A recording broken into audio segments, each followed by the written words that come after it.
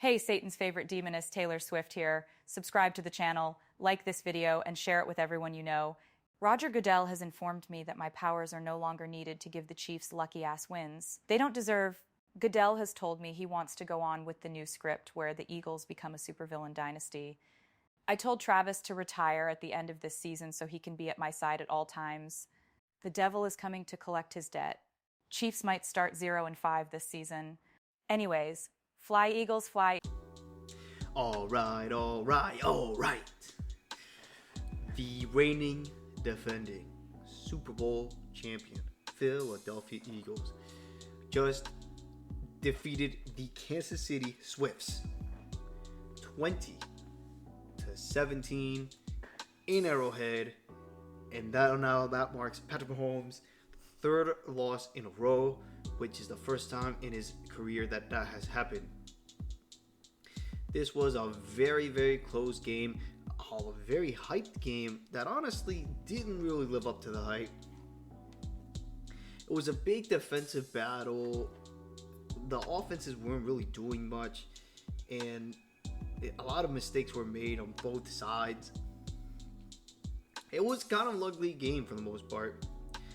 But still, the Eagles eke out a victory here and now are 2-0 in the murderer's row schedule that the NFL has given us to overcome this season.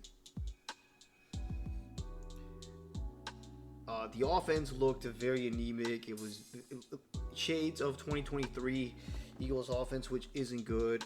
Receivers not getting any separation, so Jalen Hurts has to run or throw the ball away, and it looked kind of bad. I think this has to do a lot with Goddard not playing. Because Dallas Goddard wasn't playing, I don't think the Chiefs defense really respected any of our tight ends, so I guess none of the tight end plays were gonna work. So that's another thing too. I guess the offensive coordinator, whatever his name is, didn't feel confident in drawing plays where tight ends get really open and expose that. But I don't know. Tom Brady brought up in the broadcast saying, hey, a lot of these guys aren't getting open on these routes. That's why Jalen Hurts having 6, 7, 8 seconds in the pocket did nothing with the football. Those plays were really frustrating. Of course, the Chiefs were out their top 2 receivers. They had a couple injuries in the game, but that's not an excuse. At this point, I don't think the Chiefs are dead. They're 0-2. They have a game against the Giants in primetime on, I think, Sunday night or Monday night next week. That's going to determine whether the Chiefs season is over or not. If they lose that game and start 0-3, you might as well pack it up. The ceiling will be a divisional exit at the very most. You will not make it to the AFC Championship game, and you'll probably lose in the wild card round to, I don't know, some team like the Texans. Speaking more on the Eagles defense, I like the addition of Zadarius Smith. I didn't think it was going to be that impactful because I really didn't think we would need help in the front four. More so in that secondary because I don't like Adoree Jackson. By the way, Adoree Jackson running into his own freaking teammate on the football field, leaving a wide open Thornton that Patrick Mahomes just missed. If that was Xavier Worthy, you damn well know that would have been a wide open touchdown. We need to replace Adoree Jackson with someone competent. Hopefully by week 5 or 6, the Browns are 0-6 or something like that, and they'd be willing to trade someone like Greg Newsome to the Eagles. Because we need a second cornerback badly. Our secondary is our weakest spot, and it's because of that corner 2 spot. We let Darius Slay go, we let Brad Berry go, and we didn't really replace him with any good, valuable depth. So if we can get Greg Newsome from the Browns, that would be absolutely fantastic. Send him a similar package you were going to send for Micah Parsons to the Cowboys for. You have those assets, so send that to get a good cornerback from one of these teams that are going to go 0-5, 0-6. I don't know what happened to Jalen Hunt, man. I had a big hopes for him this season, but he really hasn't played any. The guy that's been showing more flashes has been Ojomo. Ojomo has been better than Jalen Hunt, so look out for Ojomo later on this season. Of course, we got to talk about the defensive player of the game. Second round rookie, Mokuba, getting the interception after the ball slips out of Kelsey's hands. Jihad Campbell, and I forget the Mokuba's first name. I'll remember in the next video after he intercepts Matthew Stafford again in the next game. Again, Jairo's been drafting very well in these first 2 rounds. It's very lovely to see.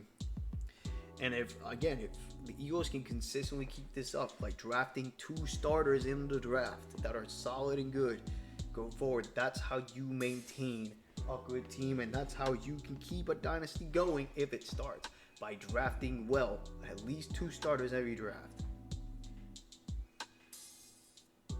The tush push is getting out of control. I think this is the last year of the tush push, and I think it will get banned, and I really do hope it gets banned, because then people can just stop finding excuses as to why the Eagles win games, and then just give us our props where it's due. I know there were a couple false starts in some of these tush pushes that kind of impacted the game, but it's against the Chiefs, and the Chiefs, a very good team at taking advantage of favorable calls that should have happened or should not have happened in games in key crucial moments. So yeah, I don't want to hear it. Yeah, going back to the offense, the play calling has to be more creative to get these receivers open, and I guess we had to get a tight end. I don't know what Goddard's health is going to be. Hopefully he plays the majority of the season and isn't hurt half the year.